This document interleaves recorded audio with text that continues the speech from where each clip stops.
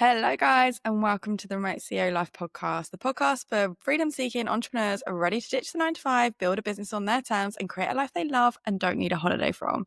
I'm your host, Sophie, and today I am super excited about this episode because it's a little bit of a different format than normal. I actually had my guest right here with me in person, and it was Nils Schink. He is a men's and business coach who helps men get out of their heads and gain clarity on what they actually want in life to step into their power and take action. So I actually met Nils at a co-working event that I've actually been hosting here in Thailand, in conversations offline about finding balance in life and business. So we thought we'd actually bring the conversation online to help debunk some of the things that might be holding us back in business. So inside this episode, we actually explore the difference between feminine energy and masculine energy and how that translates in business between men and women, and why so many entrepreneurs, especially women, default to burnout mode. Looked at how you could use energy awareness to guide business decisions, and I also shared my experience of burning out 3 times and what I've changed to stop that from happening. If you are building a business and craving more balance in your business, this episode is definitely for you. You're going to walk away with some practical steps and powerful mindset shifts to help you grow without the hustle culture. So let's dive right in. So welcome. Thanks for joining me. Yeah, thank you for having me in a real life scenario. So tell us a bit more about you. What do you do? Well, you already introduced me very well. Yeah, Thank I you. work with men normally, and I host retreats, workshops, circles for men to work on whatever is going on inside. So that's the men's work part, and the other part is business. I don't like to call it business coaching, but I do because that's how people understand what we're doing. But in the end, it's about finding out what do I truly want in life and what's holding me back from going there, from asking for it, from taking it in life. And the main topic that many men struggle with is that they're stuck in their heads, that they're thinking a lot, they have huge ideas, big visions, and they feel I have so much to give, I have so much potential, but they're not taking action because they want to get it right. They want to do it perfect. And that's where I support them in to know what is it that I want, how do I get there, and how can I start taking action. Yeah, it's interesting because I guess for a lot of women, they're also in their heads and Yeah. thinking like, how do I take action to get what I want? I know that's for me anyway. Like I'm very much in my head person, and I think it falls naturally more onto like the masculine energy side of things. Like what action can I take to get what I want? So it's interesting to hear that there is so much similarity between actually how we both think. I'm just already, I see a direction for where this conversation might be going. Perfect.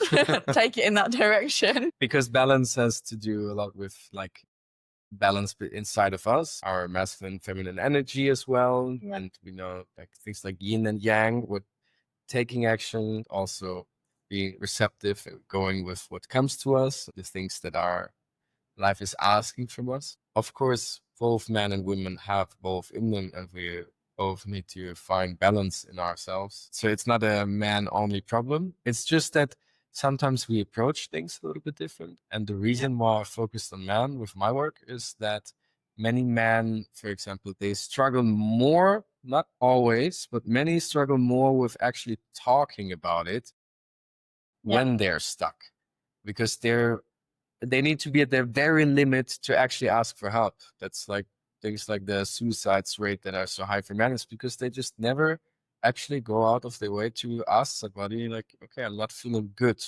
Yeah. Can you help me? So it needs a bit of a different approach. And that's why I said, okay, let me focus specifically on men so that I can approach them and speak to them in a way that they feel, actually, it's normal that I feel overwhelmed and I'm stuck in my head. And there's so much conditioning, so much noise in this world that it's not that shameful anymore for them to reach out. Yeah. Do you think for men that it needs to get to the point of their breaking point, like where they physically can't go on any longer because they've worked themselves up so much about whatever topic it is that they're stressed about or they're not taking action on? Does it need to get to that breaking point before they come and someone like yourself or a therapist or another coach to get help? It doesn't need to, but depending on the man, Generally does. for me, it was like that. I mean, it's a whole story, but in the end, like I also couldn't ask for help. So I just kept going, and I always thought it's just the solution is to work harder, to push harder, to figure this out. Yeah, if I had the courage more early to just talk to somebody and work on myself, I would have saved myself and the people around me from a lot of pain, a lot of suffering that was unnecessary. I hope that there's more men out there that just have this idea that, hey, if it's not good, that's not a problem, but I need to talk to somebody. I need to change something about it. Yeah, makes sense. It makes sense. I think in general, when it comes to changing something about your life, in my experiences and what I've seen of other people and the work that I've done with mental health, as well, I think in general, it takes most people to get to some kind of breaking point before they start making actual changes. Have some level of self-awareness that something needs to change prior to that breaking point happening, but often people don't know where to go for help. They don't understand that they can change things. They think that this is, or they've been conditioned to believe this is just the way that it is, and you have to sit there and continue living in that way. That's So actually a big problem that we are so yeah, used to, like, we're used to be leading unfulfilling lives where we are in a constant struggle, stress and anxiety.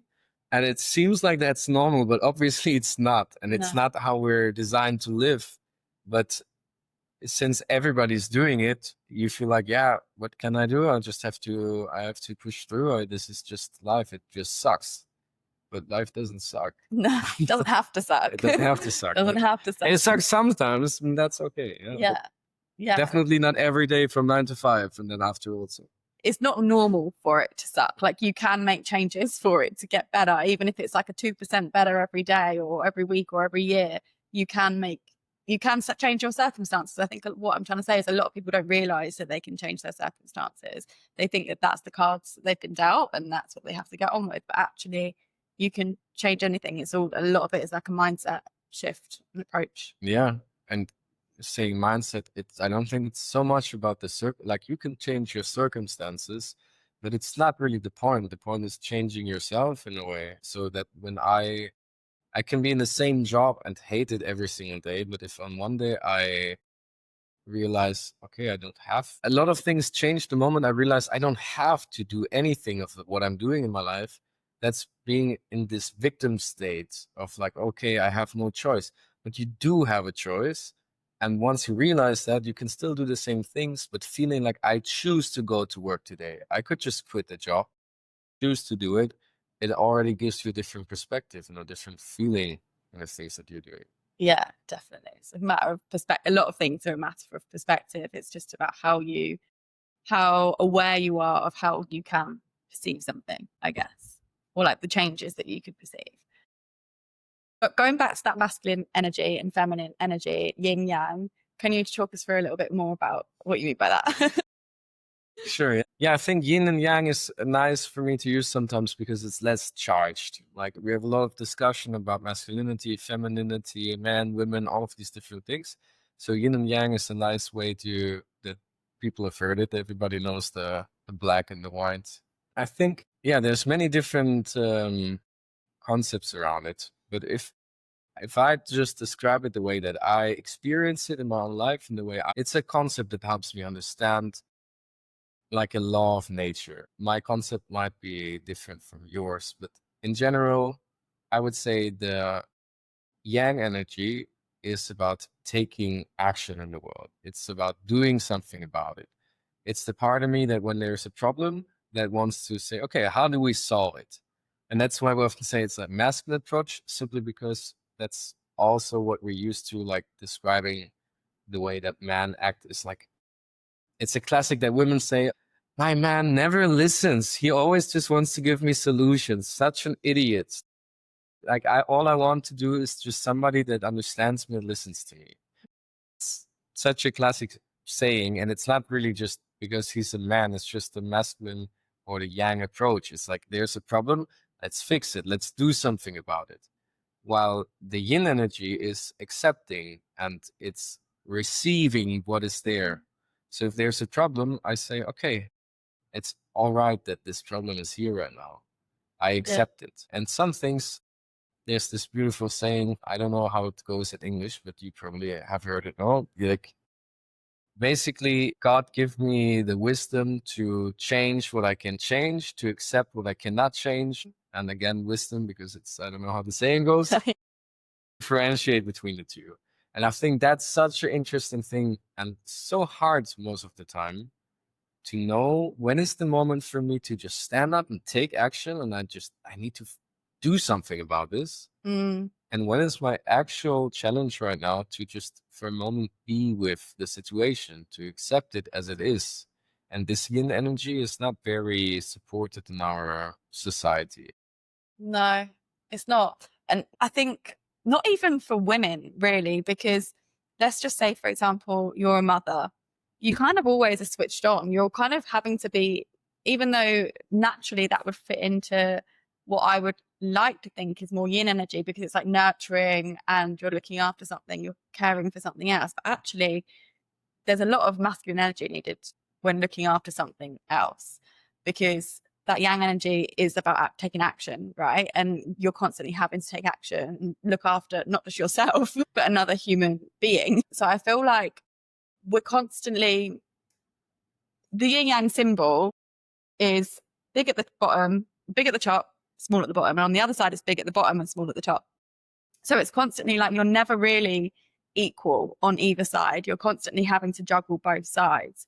So I feel like everybody probably struggles, men and women, to find an actual balance between taking the action and then allowing a situation to just be and be in that yin energy. For me, it looks slightly different. I'd say like I've always considered it as like the yang energy is like the go-getter, like the one that's like hustling, the more like hard.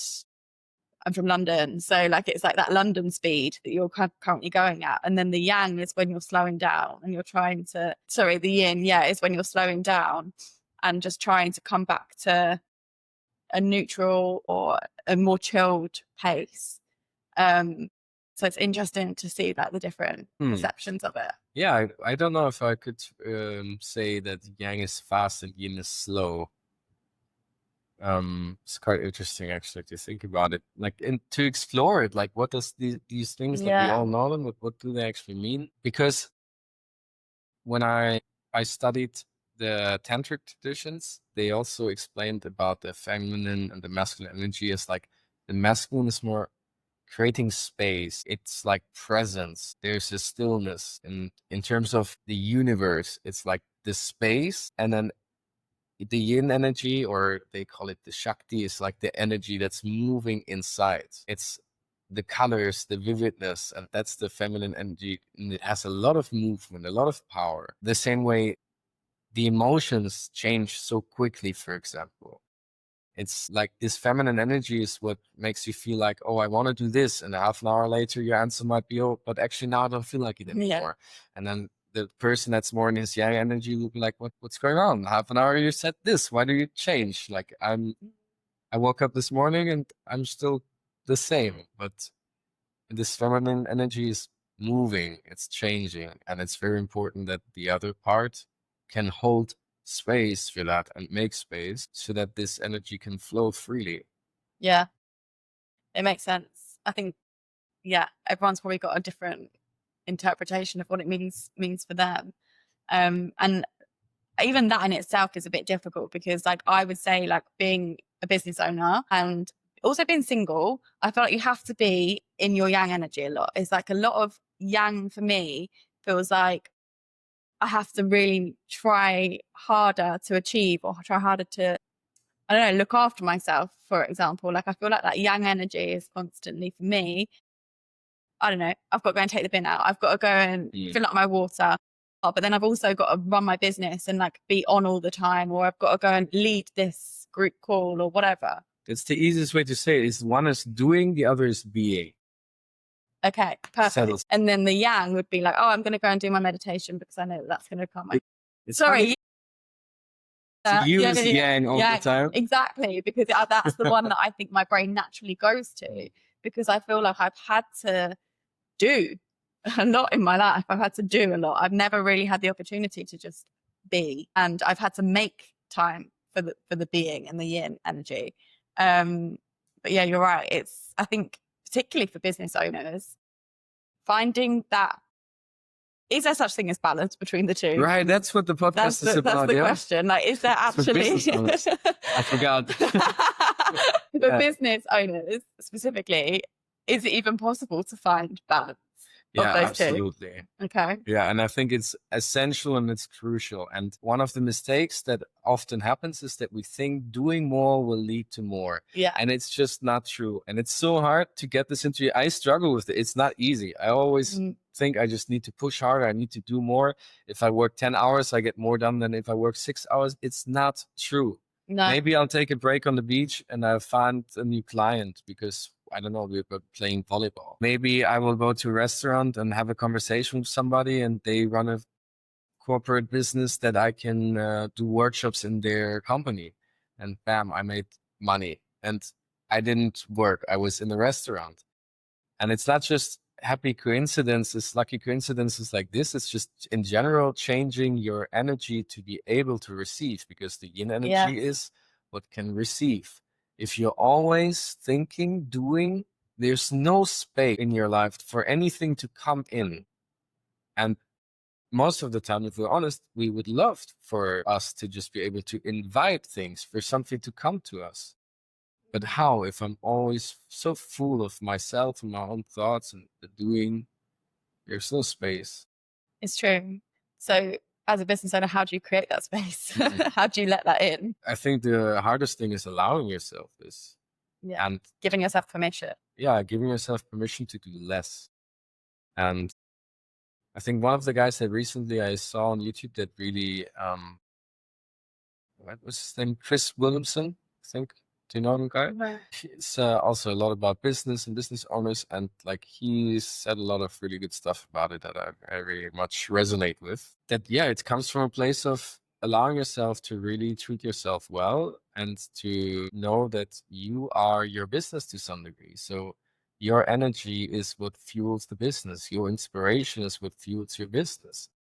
And if you are running on empty the whole time, it's not going to do any good. So the first thing is understanding that you deserve it, to give yourself permission, but also that it's actually effective. And it's very hard to trust this. Maybe I should do more and that will be more effective. So it's really hard to change your mind around this. What did you grow up believing about like the work culture, like in Germany? Is it fast paced? Like, because obviously you've kind of come to a point where you're able to embody this yin yang energy that we're talking about in your lifestyle right now. But was that like that in the past? Because I know for me, it wasn't. I grew up very much in yang energy, which is why I struggle now to embrace and embody the yin. Yeah, it makes sense. We learn from our environment. And I mean, in Germany, it's the same.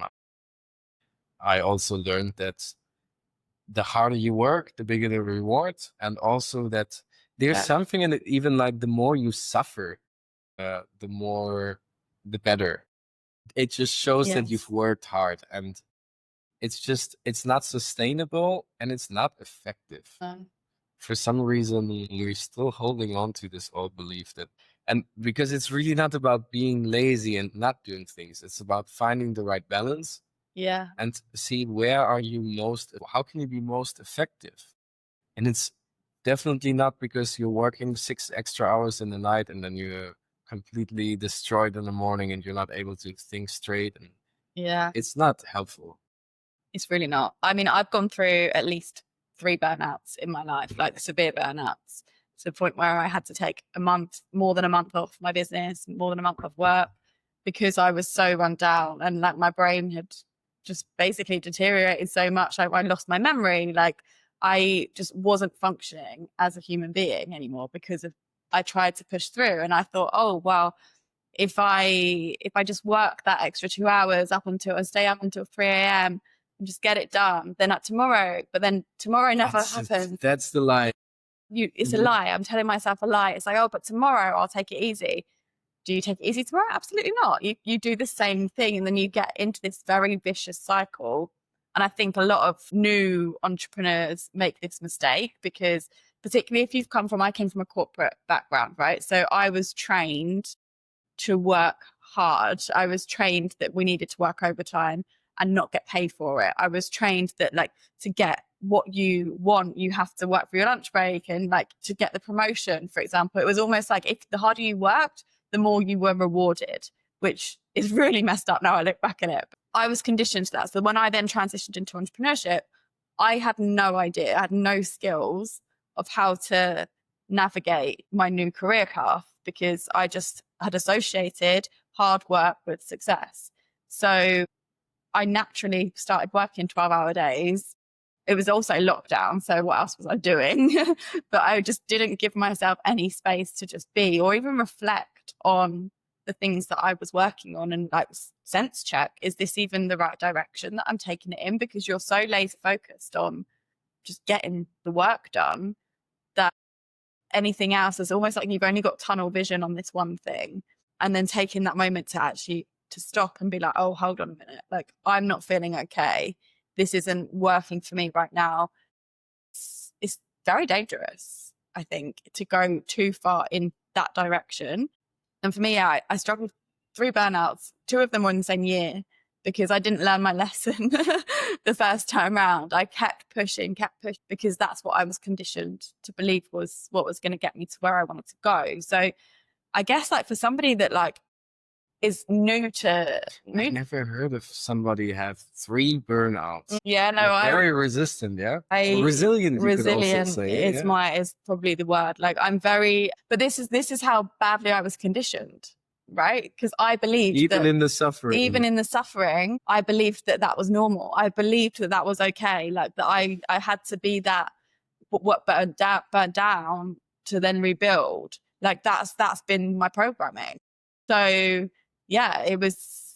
But then eventually, it's also environment based, I think, because that was when I was living in the UK. The UK is not my environment, not the right environment for me. I know that now. And I choose to live elsewhere consciously, because I know that in environments like where we are right now, we're in Thailand, like I'm able to find balance. If you think about the climate in the UK, right? It rains 300 days of the year, more or less. Like there's nothing really to do. It's a big drinking culture. The only thing that I would do would be like go home from work, go drinking and go to the pub or whatever. Like, there's no real like wellness focused culture. And it wasn't until that I then removed myself from that culture and then put myself in environments where it was way more calm, wellness focused, and you had like nature around you, for example. There were other things to do, and the elements were working with you, where you can actually go outside and go into nature, that I realized it doesn't have to just be about work, because the culture in the UK is very much like live to work, not work to live.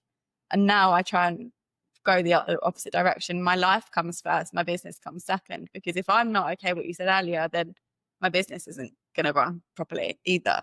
But yeah, I would say I'm quite a resilient person. Going back to what you say around like 3 burnouts is, which is beautiful. At the same time, it can be a real curse. Yes, because that's great. You're taking too much shit when actually it's not the right direction. No. So I think for many people, there's something around this, like being proud of yourself for suffering and suffering and suffering, or like creates a sense of pride and strength. Like wow, I'm suffering so much. Look at me. And I did that for years. Is that how you want to live your life? No. Like proving to others that your self-worth is based on how much you suffer. That's the connection that you feel. Yeah. Like the more I suffer, the more I'm worth, because a good worker, it's not serving you as a person. No, definitely not. And I learned that the hard way. Like the last burnout that I had, it was in Bali actually, because what I did was come straight out of London, moved to Bali, tried to carry on working as I was in London on an island. That doesn't work. So I suffered a burnout within the first 2 months of being in Bali. And then I ended up taking like 4 or 5 months off my business, because I just couldn't, nothing was functioning. I wasn't functioning. So I couldn't continue. So I had to learn that the hard way and get to the point, going back to what we were saying at the beginning, the rock bottom point, to start making the changes. And then I started learning my lesson. And I'm interested to hear what that looked like, because we've talked like, okay, we all now, now we know it's shit to feel shit and it's shit to overwork yourself. But okay, how can you change that? What helped you move out of that? going into the yin energy and actually just sitting with the feeling that I had, and not trying to take action to make it better. Like literally just sit, absorb, reflect on the situation and be like, right, what did I learn from that I can then take forward into this new way of being? And also creating myself, first of all, putting myself in the right environment, surrounding myself with the right people, because I also wasn't really surrounded by the right people at the time, I think, that were supporting that shift. And then creating routines and practices in my day that made me stop, that made me not take action. So for example, in the morning, without fail, I won't look at my phone and for the first hour and a half of my day, because I'll be doing my meditation, I'll be doing my journaling, I pull tarot cards every day, for example. So I have that practice, and because I realized that it was making me feel better, I now don't venture away from that. It's like, okay, that's my thing that is going to help me stay grounded. So it was about finding the practices that worked for me, that were good enough, that made me say, right, you have to stop at this moment in time. So allow yourself to integrate basically all the things that you know you need. So it's slowing down your life in general also in a way, no? Yeah, slowing myself down. I think what you said about the people you surround yourself with is also very important. For sure. Because it's just such a huge influence, the people that are closest to you. If all you talk about with them is like work, then of course you're constantly in this and everybody's just talking about how much they're doing. But is there space to just, I don't know, watch the trees and be like, wow, that tree wasn't there last week when we went for a walk here, or just sit and watch the dog play. These little moments are so important to find peace. Not being here, that's again like what I said in the very beginning. Our whole society is so much here all the time. We don't even remember that we have all the rest of this body to feel and to be present with that and to experience that. Because that's also one important thing that I feel for many of my clients that changes a lot when they realize, why am I doing this? Why am I working so hard? What am I trying to get? Because they're always in the future trying to get somewhere. And same thing for me. That's how I went on this journey, because I was always just trying to go somewhere. And to realize that what is it that's behind this is I just want to feel, well, it might be different for other people, but I just wanted to feel safe. I wanted to feel secure and at peace and at ease. So I worked hard to finally get to the place where I could relax. It was so, it's erst die Vergnügen, because I need to feel okay right here, right now in this moment. I need to take a break right now. And it doesn't have to be much. It's not that you just have to stop working, but maybe take 3 minutes to just breathe or go for a walk. But even just that can change so much and take out the pace of my mind just going like a machine. And it doesn't make you less productive either. It actually makes you more productive. If you take those breaks in the day, like for me, for example, where I've just mentioned the morning routine that I have, if I do that, I set myself up to have a decent day. If I don't do that, then I really notice the difference in my mood, my productivity, my focus levels later on down the line in that day, because I haven't taken the chance to ground myself and put my nervous system at neutral.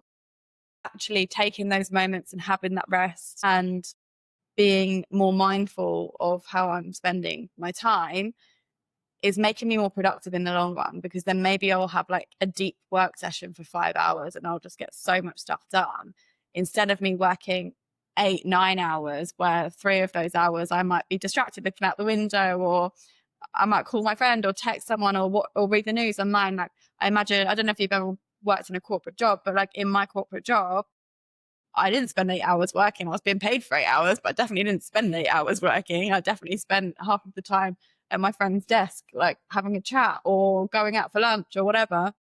So it's kind of like, it actually allows you, if you take those moments, it usually allows you to be way more productive in the times that you are trying to stay focused, right? It's funny how much you can achieve in like a week if you just did the few things that are really essential every day. It's very easy to do with 2 hours of work more than many people do with 8 hours, because most of it's like, oh, let me compare this AI tool with this, and I spend what most of the issues can actually be solved. I really found that for myself. Most of my problems will just dissolve if I can sit on my ass for 2 hours and just look against the wall and not do anything else. Because suddenly all of this, many of the problems are just in my mind. And once I become calm and clear in my mind, they dissolve. Or I will find a solution, and then I can just take a clear and aligned action on it and make the one phone call that's really necessary. I'll send the one email, I'll do the one post, and I know what to say because I've been sitting and I feel what is really important in this moment. Or I can spend 8 hours chatting with ChatGPT. It's like, how can we say this? What's the messaging for my marketing? And then watch the YouTube video. Or I sit with myself, find clarity, and then just take those few actions that are really necessary. And it's really hard to do because we are so conditioned to just frantically run into all directions instead of just collecting ourselves from own and see, okay, what is the direction that I need? And then just walk in this direction. But also, I feel like what you're saying there is that you're listening to what you need. You're really tuning into how you're feeling. Whereas, again, we've been kind of socially conditioned to seek reassurance and validation from external sources. So how did you learn to just trust yourself and to listen to what you need? Well, it's a big question. How did I learn to trust myself? And feel into that moment, what you needed. Of what I need. Okay, they are very connected because the way to trust yourself is that you're taking care of your needs.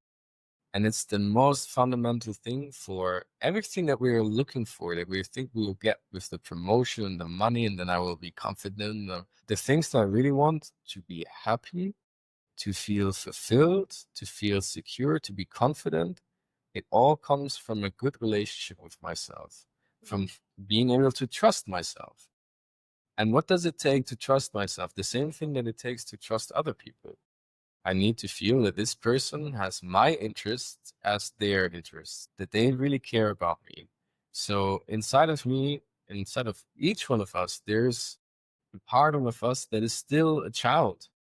And this part has a lot of irrational fears about the future, about what might go wrong, what these people might say if I do this kind of post, or if I send out this message, or I make this sales call. And if I don't work with that part, then I'm constantly fighting against myself, against this fear. And I'm just telling myself, just be more courageous, just do it. Well, just do it is actually very bad advice for many people in many situations, because there's a good reason why you're not doing it. There's like a little child afraid to jump off the cliff, and you're just constantly screaming at yourself, like, why are you like this? Why do you not dare to do it? Why are you so afraid? This will not help this child to move. Needs a good parent to sit down beside and say, like, I understand, I respect your fear. You don't have to jump, but if you want, we can do it together. And suddenly it becomes so much easier to do all these things. And I really found that the core of trusting myself is listening also to myself, to taking good care of this part of me. And it's not easy because it's not cool. It's not cool to have the neediness and the irrational fears of a child. It's not cool, but it's real. And I can pretend all the time that I don't have it. I'm a man, I'm not afraid. I'm not afraid to go on stage. I'm not afraid to speak on a podcast. I'm not afraid to put my videos out there and then fight through it, constantly be in denial with myself. Or I can just say, yeah, I have fear. Let me be with that fear. Let me look at that fear, and then let me do it with this part that is afraid together anyway, because I can be there for myself. I can reassure myself I will be there, even if they will be laughing, even if this woman will leave me, even if this person thinks I'm a bad person because I spoke my honest opinion. I will be there. I will be there for myself. And if I can have this, what should I be afraid of? At the end of the day, we have to look, we are in control of ourselves. We have to look after the little person inside of us, Little person. the little person, inner child, parent ourselves constantly and look after ourselves. So we don't know everything, and we're never going to know everything about life, but we can choose to make conscious decisions that are going to help us be the best version of ourselves in that moment in time. If we can try and find some kind of peace in our thoughts and connect into our body, I feel like that's kind of going to help us get that balance Yeah. eventually. I mean, you also asked, how can I be more in contact with my needs? Feeling, yeah, Yeah. man, feeling is such a good thing to do that Yeah. in our society also is not really, again, what is, I come from the man's work, for many men at least, it's very admirable to be cold, to not have feelings, to not be afraid, Yeah. to not feel too much. It's changing, and there's also something about being lost in your emotions. The part of it is not to sit there and cry all day or say like, I can't go to work because I'm sad today. Like, okay, you had a breakup, but you still have responsibilities. Go and do your work, yes, but maybe you can take some time to care for yourself, and that's really all that it takes. It needs to be with that. It's like being there for somebody, but in this case it's yourself that you're being there for, and being there means being present.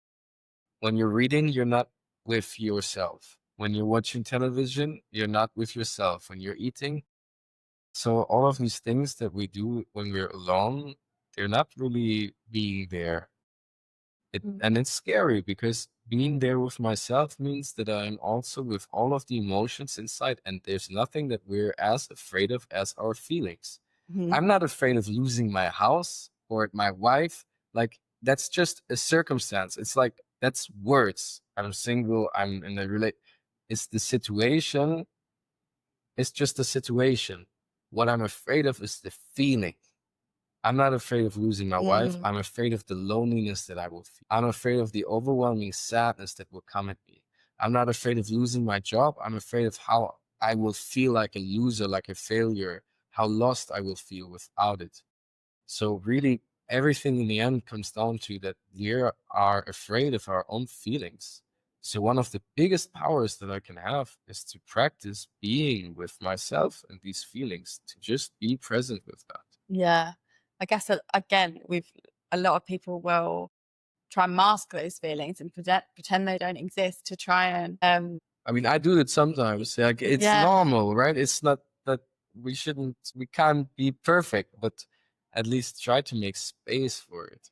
Yeah, I think you're right. You hit the nail on the head. Like, we're scared of our feelings. We're scared of because the circumstances are forever changing. If there's one thing in life that's constant, it's change. Like, everything's always going to change and evolve. But our feelings, we know the feeling of fear. We know the feeling of loneliness. Like, if you've experienced it previously, you know that could then come back because of the circumstances changing. For sure. Like, I think that is what most people are scared of. And that's what makes them go one way or another, going back to the balance conversation, like take over action or like too much action because they don't want to end up feeling like, so for example, if you're running a business, maybe you've experienced in the past like having no money, for example, but that has a feeling associated with maybe scarcity, lack mindset kind of thing. You don't want to go back to that point of like feeling fear around not being able to provide for yourself, for example.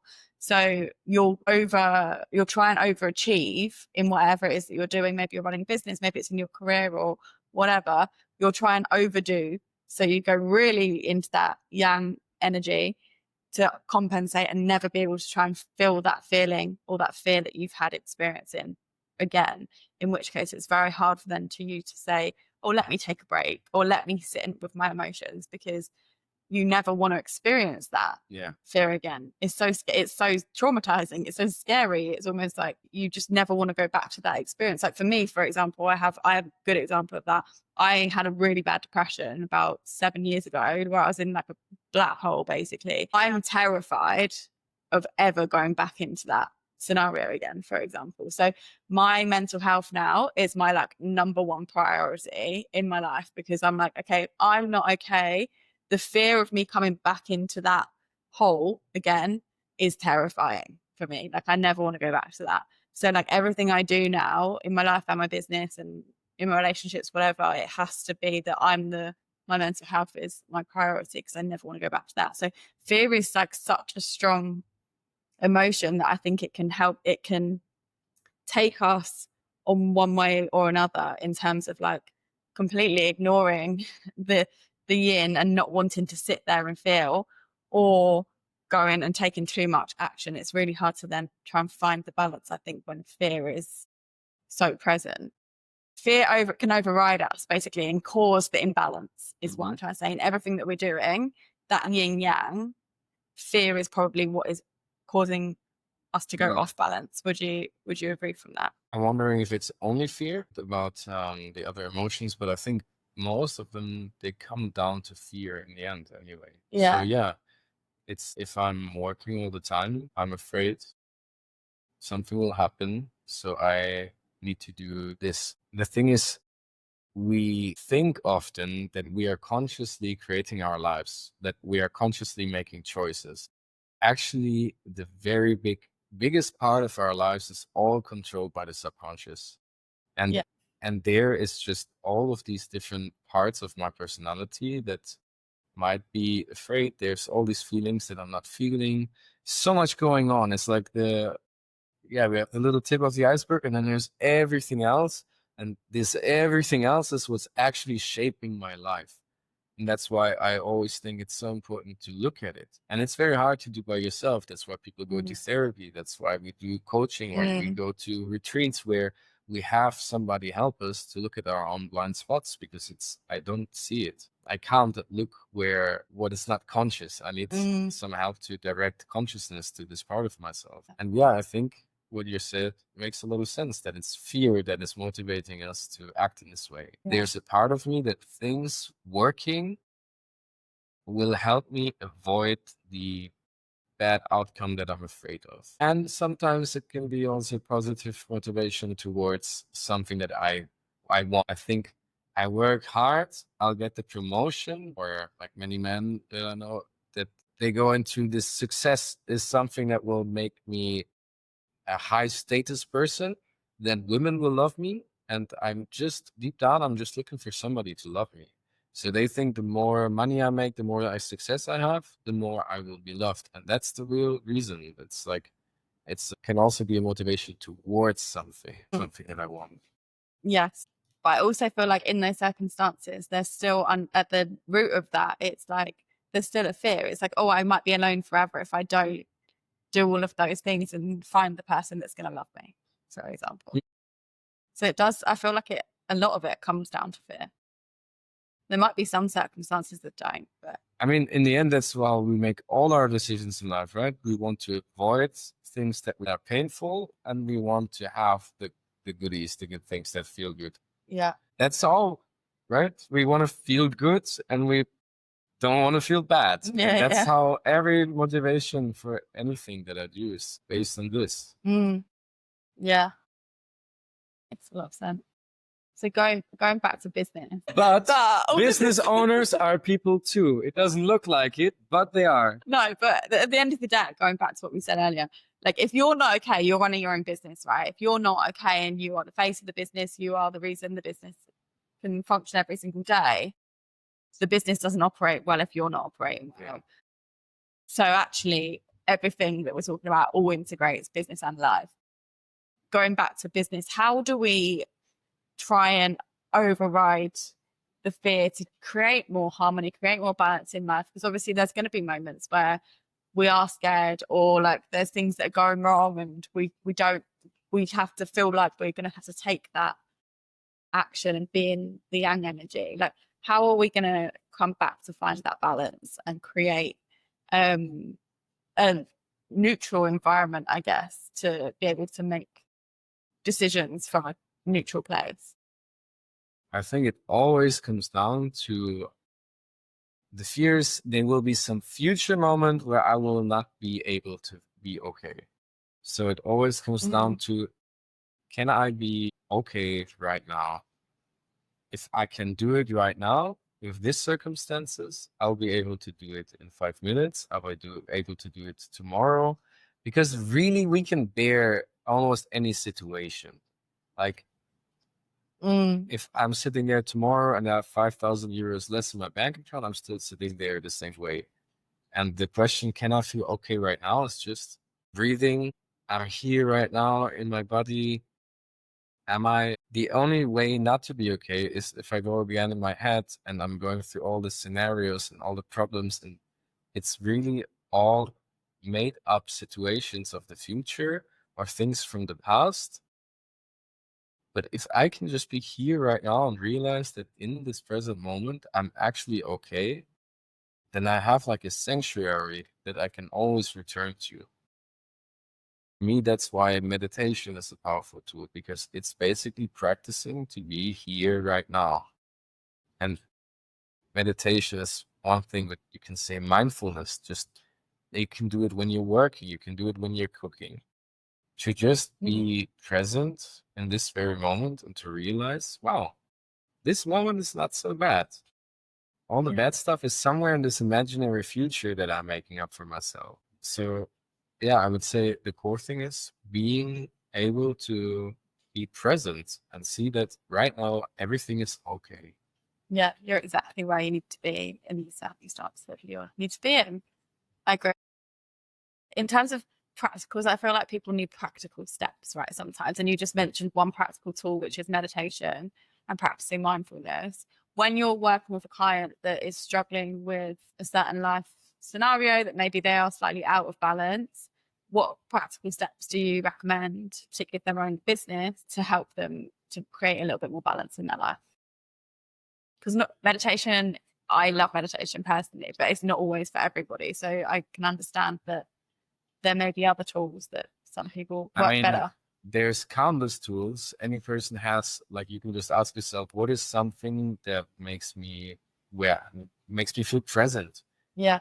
It can be sports. It can be riding your bike. Maybe you like making music and playing the guitar. Whatever it is that brings you into the present moment and takes you off of, I'm trying to get somewhere, trying to be somewhere. Any activity that you enjoy doing and where you can be present. But it means not listening to another podcast while you're in the gym. It means not listening to music while you're running, to actually be present. Yeah. I like Another thing, this just being, but also to make space for these emotions, because all the stress comes from I'm avoiding something and I can try to distract myself all day, or I have the courage to sit down and say, right now, I'm going to be with whatever is alive in me right now. If I can do that, that makes me bulletproof, because then I can do it again and again. Whatever happens, I can sit and be with this. So for me, it's really the practice of taking some time, even if it's just a few minutes, and say, right now, I'm just here. I'm just present with whatever is alive in my body right now. Yeah. Everything going back to that moment that you're in. But you also meant, like, in general, how can I create a better balance with my work, for example? I mean, there's a bunch of things, of course, that we can do to find. It's also about setting boundaries. Yeah. Like pro athletes, they plan their resting phases. So as a business owner, you should plan time where you're just enjoying, maybe you like a play date with yourself. Do something that's just because you enjoy it. It's not to reach something. It's not to get somewhere. It's just because you love doing it. Set boundaries for the working time. When I started my own business, I woke up in the morning. My first thought was business. I went to sleep at 10 in the evening. Business from morning to evening. Make some spaces where it's like, this is non-business zone. And at this time I stopped working, and then really look after that. Yeah. You have to be strict with yourself, I think. And it's about setting boundaries with other people, but also setting boundaries with yourself. Like, I had no boundaries. That's why I ended up burning out so much in the first couple of years into my business, because I had no idea how to set boundaries. I was always trying to accommodate other people's needs, not my own. And it's only in the past 3 years that I've really learned, okay, this is how to set boundaries, not just with other people, but also with myself, because I didn't have that discipline. I think because I've been conditioned in my career I wasn't allowed to please myself. I had to please what other people wanted me to do, that I was so conditioned to accommodate for other people that I didn't know how to accommodate myself. And as long as you put yourself as your priority, and like I like to say that, have play dates with yourself, do something that you enjoy and make time for yourself and make space for yourself. Don't sacrifice your lunch break. Don't sacrifice your lunch break. Exactly. Like, take the time and space that you need throughout the day. It's easier to do that if you are running your own business. Obviously, if you are in a job, you're slightly more restricted, but take your lunch break, like use that time. Don't feel guilty. I think a lot of people would feel guilty sometimes. Well, I would used to feel guilty about taking my lunch breaks. I was like, oh, but I have so much to do. I should be working through my lunch break. Well, no, because you're going to come back and feel so much more refreshed if you actually take that time for yourself. So I think staying present and really prioritizing you in every moment is super important. I like that you use the word discipline, because it's so funny that when we think discipline, it's like putting in the work, doing the work, but it also takes a lot of discipline not to work, because work is our favorite distraction. It's something that, and to understand that it's also discipline to make time to not work. And to look at what else is there in my life and why am I running away from that. And it takes discipline not to work sometimes even. For sure. I had to learn that the hard way. But definitely you need discipline. Amazing. Any other thoughts on balance or creating balance in business? Or do we feel like we've covered quite a lot of it? Balancing on the scooter, really? Yeah, balancing on the scooter. We can take it down that direction if you want. I don't know if that's so relevant for business owners. No. Or anyone that's not on an island. Yeah, I'm just thinking if I could summarize, whenever I record something for anybody in videos, podcasts or something, I ask myself, okay, if I could share one thing with that person, if I imagine that person sitting with me in a room right now, what do I want them to know? I think in this case, it was just being that you matter. Your happiness matters, and it's not worth compromising that. The one thing that can take away all of the stress, the suffering, the fear of the future, all of this pain is learning to be present. And if you don't know how to do it, that's okay, but start somewhere. That's the one thing that I think would be important to share. I like it. Thank you. I think it's super important. I agree. I echo everything that you have just said. And thank you. That was a really great conversation. Hopefully you can take something away from this and learn how to create more balance in your life if you feel like things are out of balance, especially in business. It's really important. If you are a founder and you are having to show up every single day, looking after yourself is even more important, I think, than ever. So I really appreciate you joining me. Anyone that wants to connect with you, how can they find you? I'm sure it's somewhere in the description. And otherwise, I have a business WhatsApp account where if somebody has questions, I'm there for any person. If it's a simple question, if some of this resonated with you and you feel, okay, actually, I want to learn about this, but it's hard to make a start. I don't know where to get going, or maybe you need a recommendation for some good literature. I'm there for you. You can just send me a message. Amazing. Thank you so much. Thank you for this beautiful conversation.